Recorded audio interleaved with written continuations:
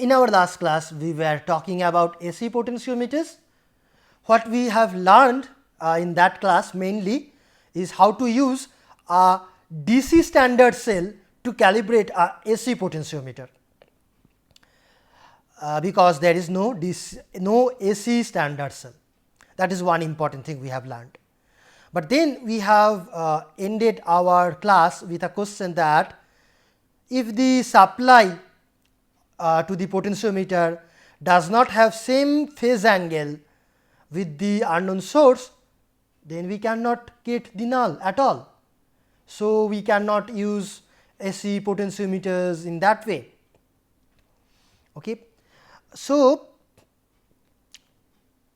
in this class, so that means the potentiometer that we have discussed in the previous class, this potentiometer, this will work only if the phase angle of Vs and Vx are same.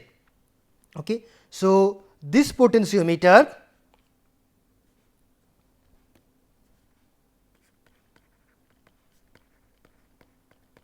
works only if the phase angle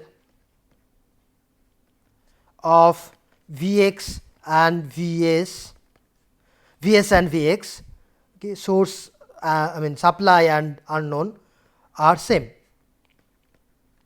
else it will not work. So, today we are going to look at two schemes with which we can measure an unknown AC source with arbitrary phase angle. Okay.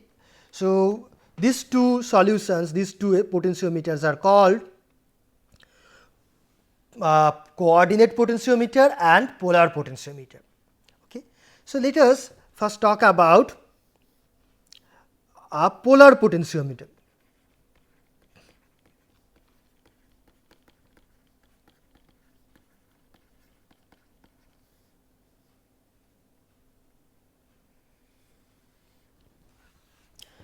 So, in this potentiometer we will need a new instrument, a new equipment, which is called a phase shifter.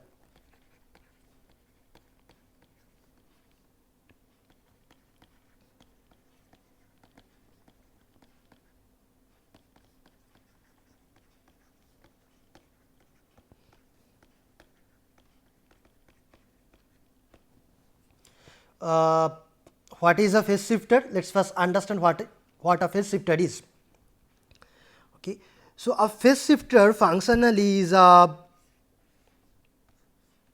black box which has a input and a output. So, you can give a input voltage V in AC, of course, and so we will get a voltage V out, once again AC, okay, and the frequency of these two will be definitely same. So, whatever frequency you give at the input, output will have same frequency. Okay. So, V out will have same frequency,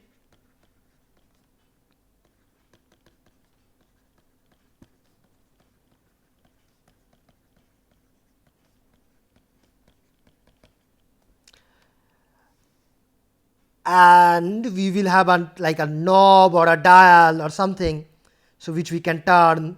Okay. So, this is a control. Okay. So, this you can turn. What happens if we turn it? The phase angle of V out with respect to V in changes. Okay. So, if I drop,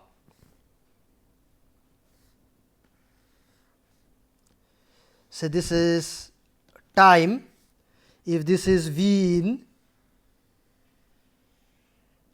okay, so this is V in, V out will of course have same frequency, but need not have same phase as V in. So, V out can have a delay like this. So, this is V out, and we can change the position, I mean the phase angle of this V out with respect to V in by moving this knob or dial.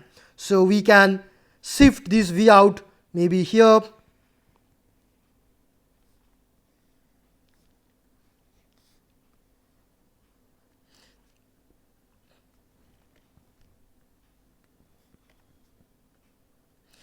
or towards the left maybe if you want. So, that is also possible. Okay. So, you can shift. So, we can change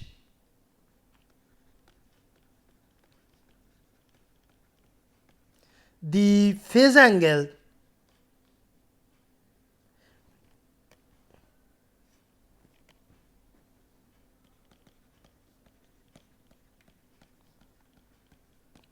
of V out by controlling this knob, changing the dial.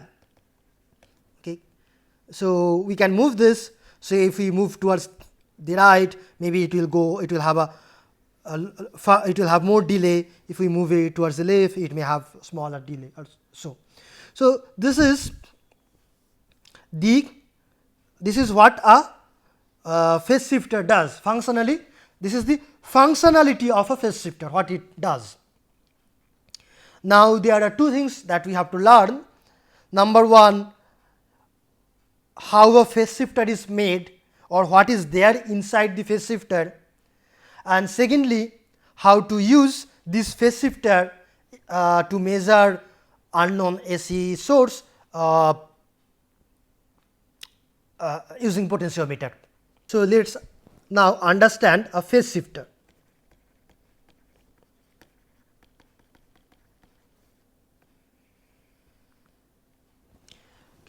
So, you may have studied this in any other course like electrical machines. Okay.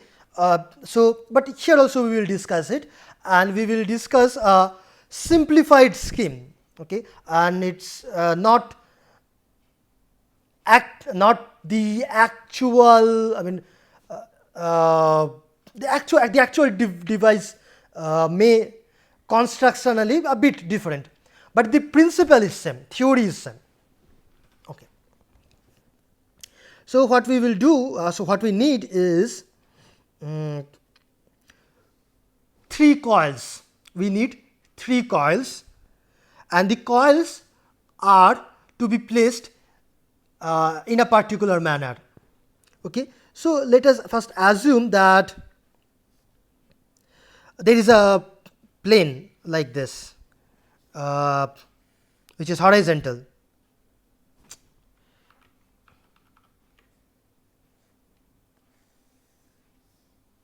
So, this is a horizontal plane. Now, imagine another plane which is vertical, okay, which is perpendicular to this. These are some fictitious or imaginary planes.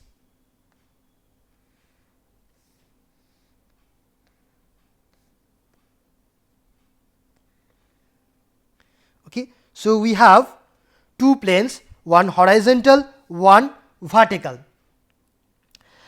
and now let me place 2 coils, okay, in these 2 planes like this. So, let me draw say one coil with red, which I will put on this vertical plane,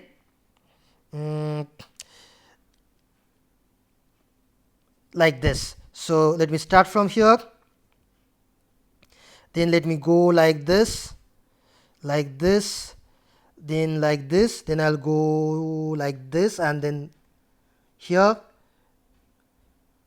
here, here. So this is one complete turn of this coil. Okay, so if you want, we can have more turns.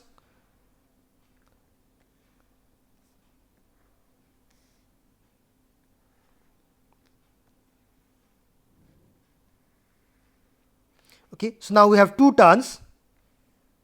Okay, so this is the start of the coil, and the coil rotates like this in the vertical plane, and then it comes out. Okay, so if I pass any current, it will flow like this. Okay, and if this current, I call this I R for date, is in this direction, then it will create a flux. It will create flux lines which will be in horizontal plane. So the flux due to this will be from left to right like this.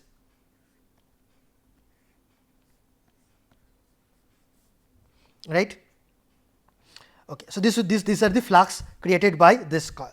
Now let me take another coil which I will put on this horizontal plane like this. So let me start from here and then go round and like this.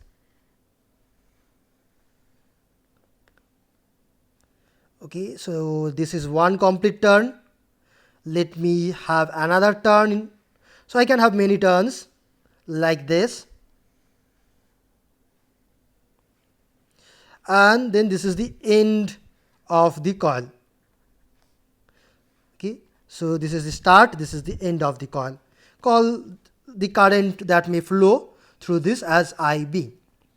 And if any current flows, then it will create some flux which will be in vertical direction. So the flux due to this will be like this.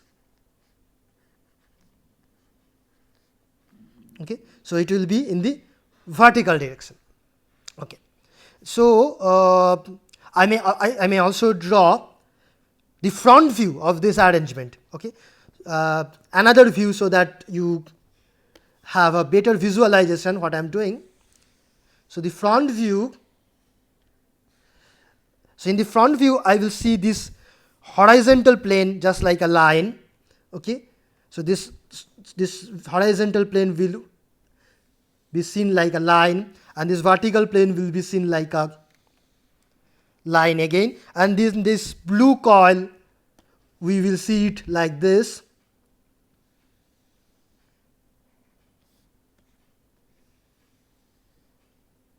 Okay, so and these are the turns. Okay, from left to right, these are the turns.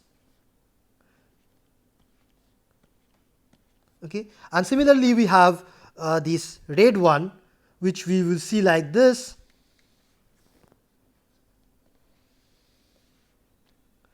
And the turns or the coil sides are like this. And in the front side we have the current flowing downwards like this. Okay, and this creates flux lines. Red flux lines are in this direction,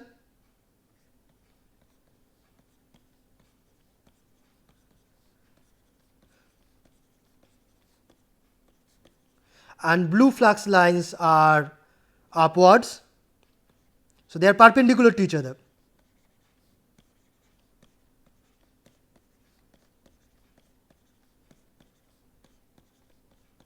So they are actually closed curves, but I am not drawing them as close because I do not want to make it clumsy. Okay. Now,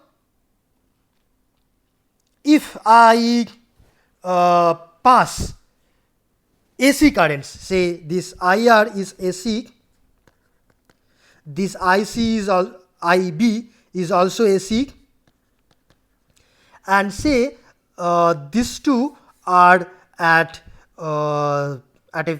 90-degree phase. Say, let me write that IR is equal to say some I0 cos omega t, and IB is equal to I0 sin omega, or let me write it this way, cos omega t minus 90 degree. Okay. So these are the two currents. They are 90 degree out of phase. If so, then these two flux, we can also write them as, say, let me write this, this red flux BR, okay, this will be proportional to IR. So this will be proportional to IR. So let's, and the number of turns of this coil, say, so this will be equal to some B0 times cos omega t, and B this will be proportional to IB. So let me write BB is equal to some B0 times cos omega t minus 90 degree. Okay.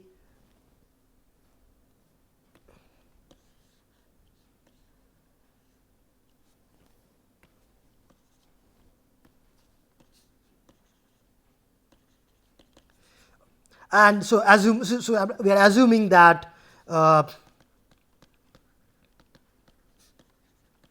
number of turns in the red coil is same as the number of turns in the blue coil, then the reluctance for both the coils, etc., reluctance for both coils same. So under this assumption, if I0 is same as, I mean, if the magnitude of IR and magnitude of IB are same, I0, then their magnitude will also be same. BR and BB will have same magnitude, B0, B0, but they will be out of phase by 90 degree. Okay. So far so good. Now let's see how these two flux lines add up together. Okay. So for that,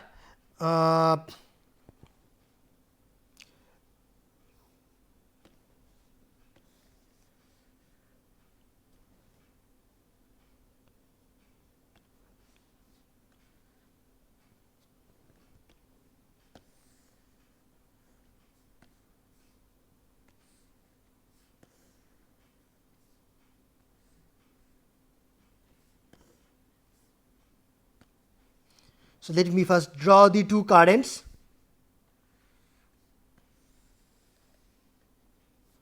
IR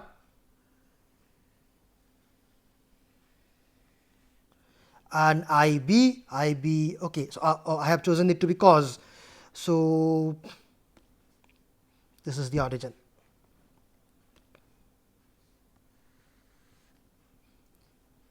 And then IB is 90 degree lagging, so we will have the IB here.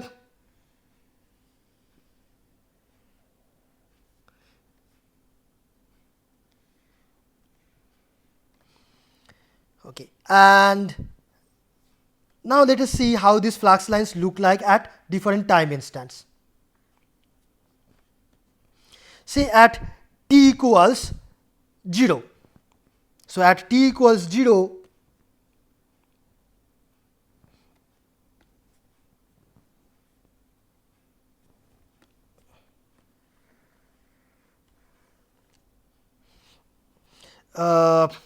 then this red current is maximum. So this red flux will be maximum. Okay, so we will have a maximum red flux from left to right. So this is the miniature version of this diagram. Okay, so red flux flows from left to right, and the blue flux is 0 because the blue current is 0. So the blue current is just 0. Now if we add these two fluxes, the resultant will be same as the vector sum of these two fluxes. So the resultant will be same as this one. So this is the resultant. This is from left to right. Okay. So this is at t equals, or this angle at the angle of 0 degree, t equal to 0 degree. So this is 0 degree. Now for let's consider at this point, this is 45 degree. Okay. So at 45 degree, what do we have?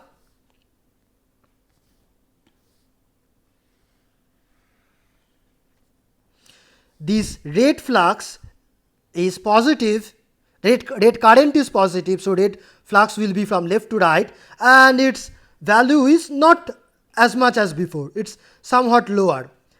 If it is I0, it will be I0 by root 2, 45 degree. So the rate flux we can draw like this with a smaller length, and the blue flux we can draw like this.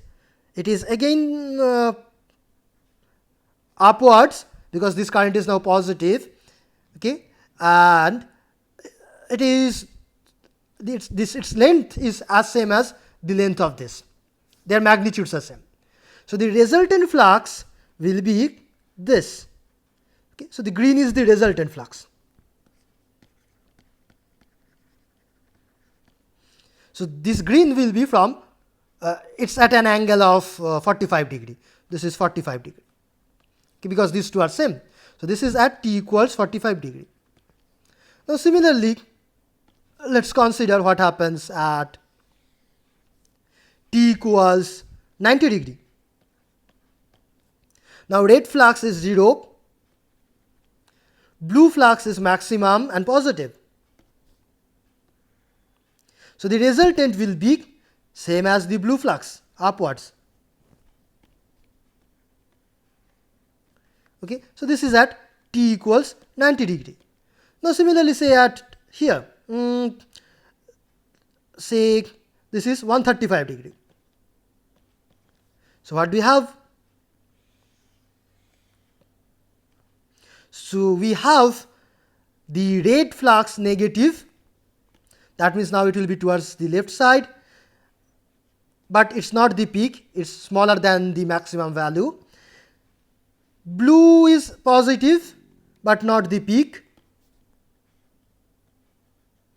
So the resultant will be this. So this angle is 135 degree. So this is at t equals 135 degree. So if you see how the resultant flux looks like as time progresses, you see actually the resultant flux is rotating with the same speed, same angular speed as the angular frequency of these two currents. Okay, and it's rotating. Okay, so we have, so the conclusion is that we have a rotating magnetic field.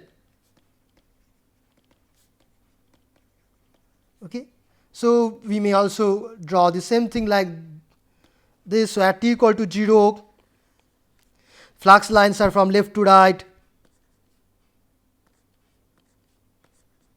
At t equal to 45, flux lines are like this, resultant flux lines. Then like this, then like this. So the flux lines are rotating. See, this is rotating.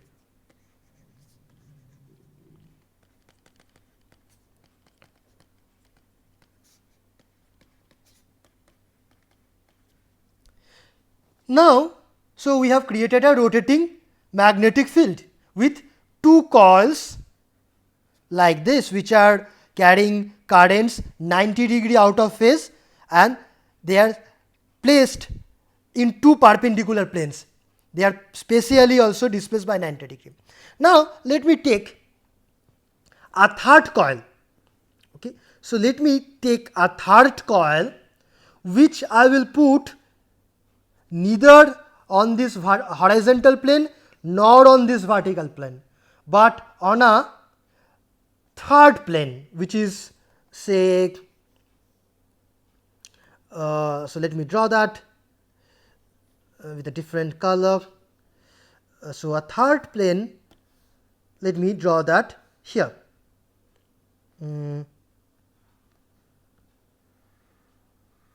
Okay, so this is at an angle like this.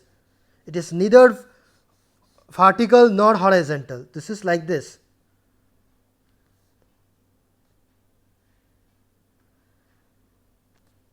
Okay, and I can, so this will go like this behind, this will also go like this behind, and like, so this is the plane. I am not possibly very good at this drawing. Let me show that here.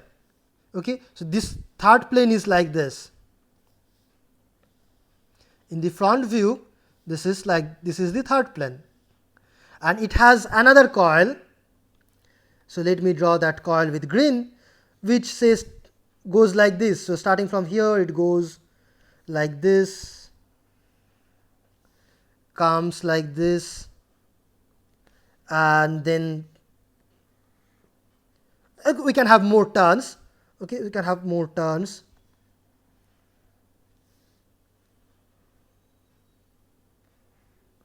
And this is the out and in and out of this coil.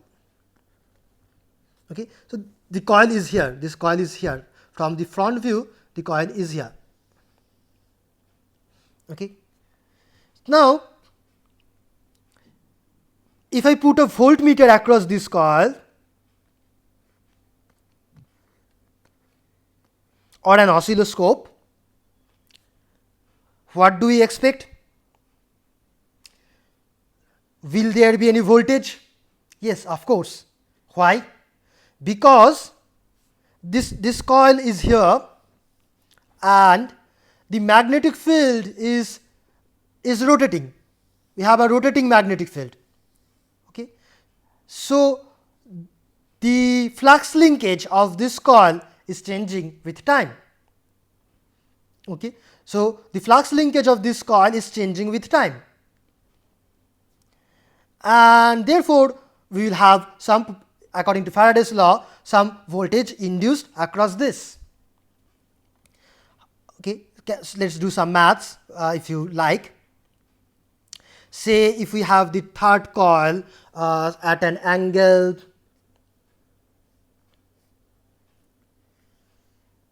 theta. So this is the third coil. Okay, so let me draw it in the same way as I did before. So Control Z. Yeah, so let me draw it in the same way as I did before. So this is the third coil, okay, which is at an angle, say, theta. Now, how much is the flux linkage of this coil at any particular time? So let's calculate that.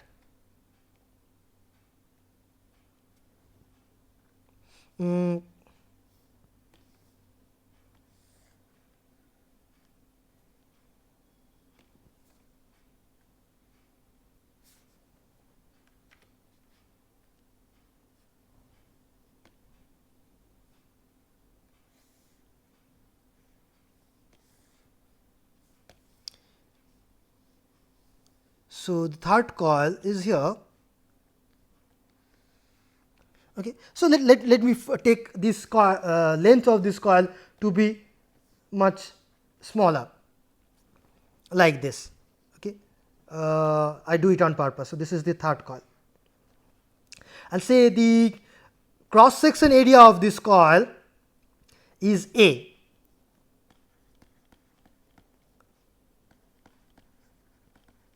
Okay, so cross section means which area? In this diagram, this area, this area.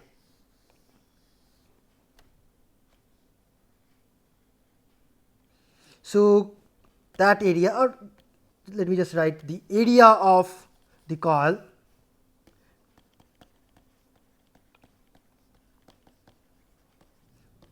third coil is equal to A. The third, and it is at an angle of theta. Okay. Now the flux due to the red coil Br, we have written this as some B0 times cos omega t. Okay. So this is the flux from left to right, and how much of this flux goes through this third coil? So that will depend on this projected area, that means this area of the third coil. So the flux due to flux in third coil due to Br, that means rate current, is equal to, this will be equal to, if this is theta, if this angle is theta, then this area will be, so this area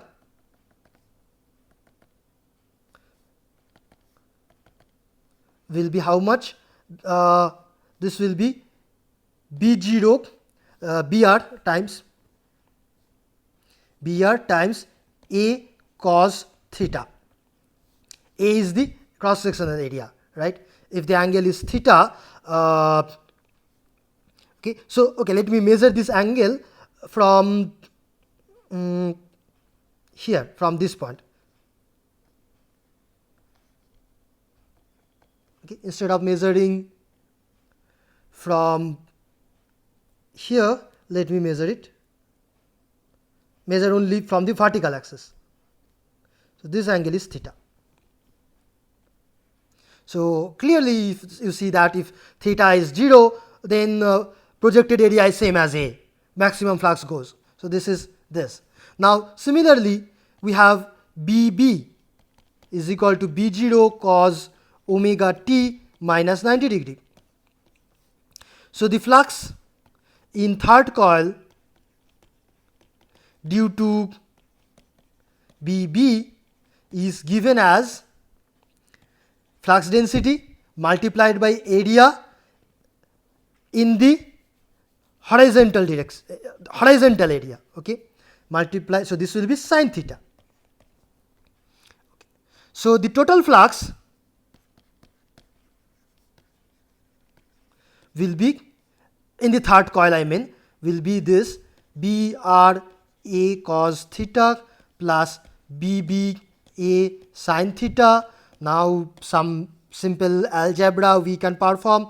In place of BR we write B0 cos omega t. So this becomes A B0 cos omega t cos theta plus here we will have again A B0 cos omega t minus 90 degree multiplied by sin theta. So this you can take common A B0 as common, and we have here cos omega t cos theta plus now cos this term cos omega t minus 90 is same as cos 90 minus omega t. So this is same as sin omega t sin theta. Please check my calculation. Please check my calculation if I am doing any mistake. Please tell me. Okay. So then this we can write this as A B0. Now cos sin. Okay. So this is same as cos A cos B sin A sin B. So this is cos omega t minus theta. Okay. Cos A cos B plus sin A sin B. So this is how the flux at any instant, this is the flux linkage at any instant in this coil. Okay, so we may need to multiply this with the number of turns of the third coil. So flux linkage will be in this is the number of turns of the third coil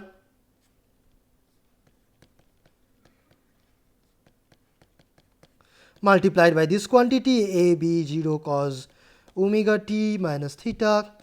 So this all together I can take it as a constant k, because number of turns is a constant, area constant, b0 is a constant, so we can write this as cos omega t minus theta. And this is a changing quantity. Okay. Now if theta is constant, what is theta? Theta is the position of this coil, and I can keep it constant. I can put this coil at a particular angle. So if we fix theta to some value, then the flux linkage is changing. Okay, then flux linkage is changing with time,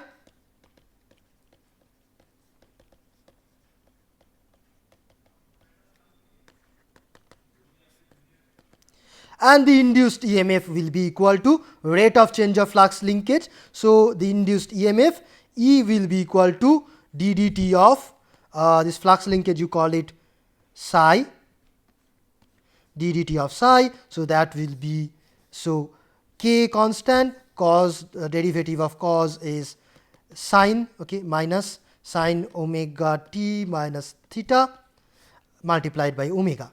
Okay, and if we keep theta constant, we see E is changing with time. But now we can also change this theta, and therefore the angle of E will also change. Okay, so now if we change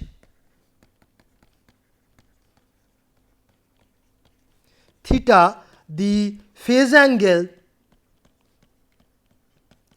of E will change. Okay, so for example, let me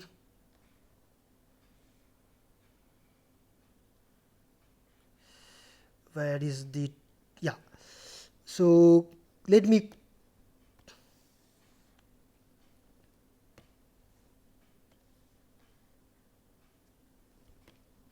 so if this is the timing diagram for the two currents IR and IB in the two primary coils, then the secondary or the third coil, which I am calling the third coil, which you can call the secondary because it's like a secondary coil of a transformer where some EMF is induced. So that E, so this E can change. If I consider, say, theta to be 0, if I keep it at an angle 0, then E will be minus sine omega t. So E will be like this.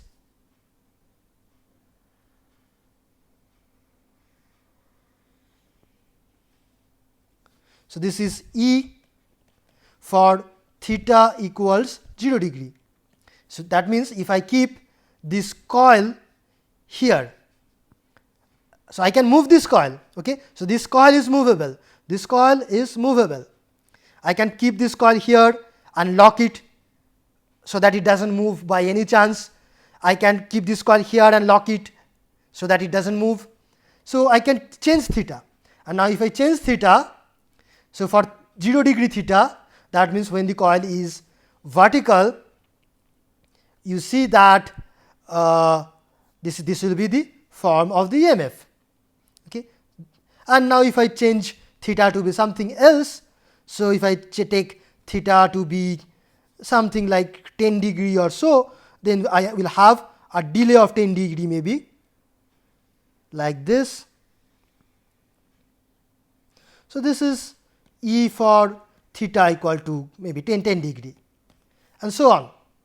So we can change this position of this EMF by changing this position of theta, the angle of the third coil. Therefore, you see that this arrangement is actually a phase shifter. If we give two currents 90 degree out of phase, two supplies in these two coils, then we will get an EMF which we can change its angle by changing the position of this third coil, that means this angle. Okay. So, this is how a phase shifter works. So, in our next class we will start our discussion from this point.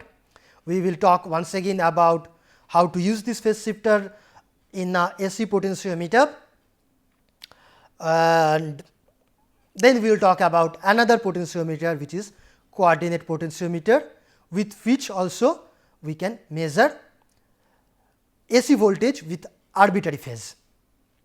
Thank you.